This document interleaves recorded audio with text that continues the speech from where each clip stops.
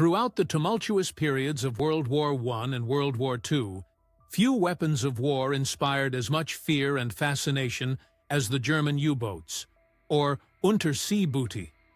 These submarines were more than just vessels of war. They were symbols of innovation, strategy, and a relentless drive to dominate the seas. This is the story of the U-boats, their origins, evolution, and lasting impact on naval warfare. The concept of underwater warfare dates back centuries, but it wasn't until the late 19th century that submarines began to take on a practical military role. Germany's first experiments with submarine technology laid the groundwork for what would become the U-boat fleet. By the outbreak of World War I in 1914, Germany had developed a small but formidable fleet of U-boats. The early U-boats were far from the technological marvels of World War II. These vessels were small, slow, and had limited underwater endurance. Yet, they proved to be effective tools of war.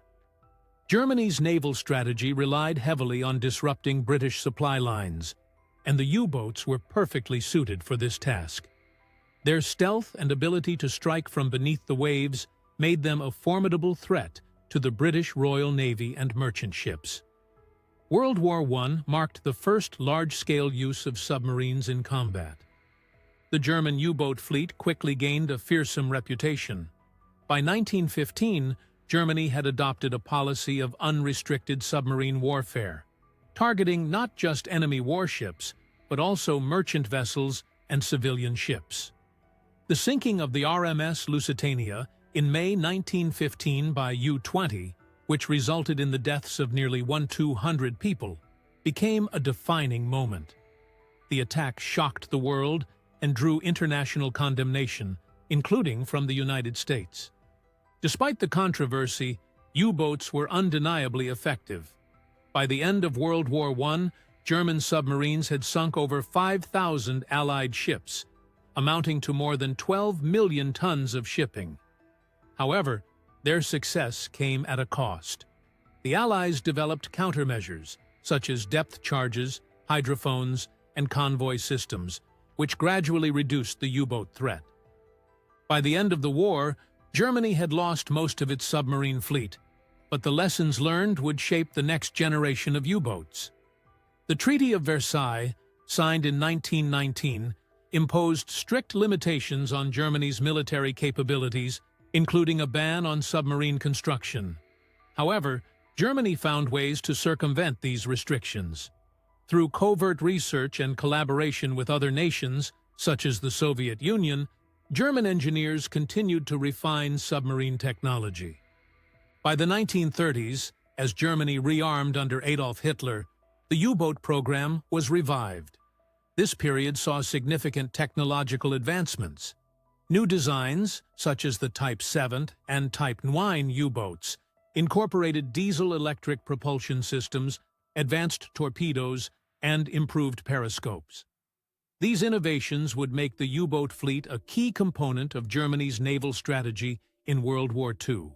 When World War II erupted in 1939, the U-boat fleet was ready to take center stage. The Battle of the Atlantic became a defining theater of the war, as German submarines sought to cut off Britain's vital supply lines. Under the command of Admiral Karl Dönitz, the U-boats adopted wolfpack tactics, coordinating attacks on Allied convoys. This strategy proved devastating in the early years of the war, with U-boats sinking hundreds of thousands of tons of Allied shipping each month. The Type VII U-boat emerged as the workhorse of the fleet, capable of carrying out missions across the Atlantic. Meanwhile, the larger Type IX U-boats undertook long-range missions, even reaching the coasts of the United States and Africa. The U-boat crews, often referred to as the Grey Wolves, became legendary for their daring and skill. However, the Allies fought back with determination. Technological advancements, such as sonar, ASDIC, radar, and depth charges, turned the tide against the U-boats. The introduction of escort carriers and long-range patrol aircraft further diminished the effectiveness of wolfpack tactics. By 1943, U-boat losses had reached unsustainable levels, and the tide of the Battle of the Atlantic had turned in favor of the Allies. The life of a U-boat crewman was one of hardship and danger. Conditions aboard the submarines were cramped, humid, and often unsanitary. Food supplies were limited, and fresh water was reserved primarily for the engines, forcing crews to endure long periods without proper hygiene.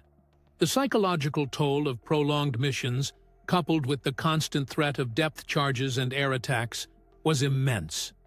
Despite these challenges, U-boat crews displayed remarkable camaraderie and resilience. They were often young men, drawn by a sense of adventure and duty. Many paid the ultimate price. Of the approximately 40,000 men who served in the U-boat force during World War II, nearly 30,000 lost their lives. One of the most significant advancements in submarine technology during World War II was the development of the Type XXI U-boat, known as the Elektroboot. This revolutionary design featured improved batteries, streamlined hulls for greater underwater speed, and the ability to operate submerged for extended periods. Although only a few Type XXI U-boats saw action before the war ended, their design influenced post-war submarine development around the world. By the end of World War II, Germany had lost over 100 U-boats, and the once feared fleet was a shadow of its former self. However, the impact of the U-boats on naval warfare was profound. They demonstrated the potential of submarines as strategic weapons and spurred the development of countermeasures that continue to shape naval strategy today. Today, surviving U-boats like the U-505, preserved at the Museum of Science and Industry in Chicago, serve as reminders of the courage and sacrifice of those who served aboard these vessels. They also stand as symbols of the technological and strategic innovations that defined an era of naval history. The story of the U-boats is one of triumph, tragedy, and transformation. From their early successes in World War I to their pivotal role in World War II, the U-boats remain an enduring symbol of naval warfare. Their legacy lives on, not only in the annals of military history, but also in the ongoing evolution of submarine technology and strategy.